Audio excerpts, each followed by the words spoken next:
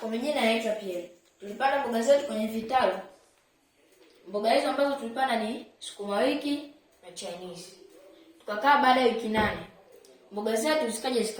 Mboga zetu zikakuwa vizuri na zikakomaa. Mama akaenda akachuma mboga zetu. Na leo hii ndio kama unavyoziona hapa zinaenda kulika. Sasa unaweza kuzungumzia juu ya hizo mboga? Mboga hizi tulipitia changamoto mbalimbali.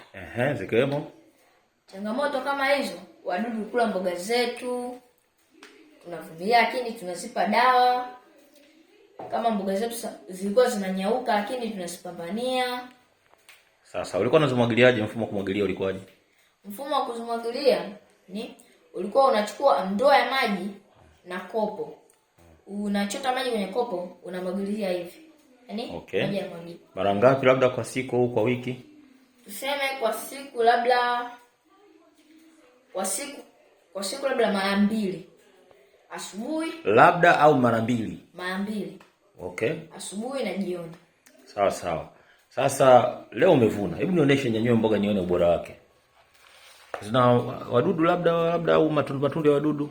Hapana. Ziko safi kabisa. Ndiyo. Unawashauri nini watu wengine kwenye kuhusiana na mboga na vitu kama hivi? Nawashauri kama mnataka mwanzishe hii bustani yenu nyumbani, mnaweza kutumia vertical garden.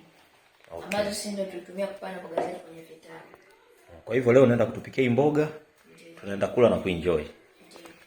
Basi ni vizuri, na sisi tukiwa kama team bustani, team vertical garden, tunakuambia mboga kwa afya yako.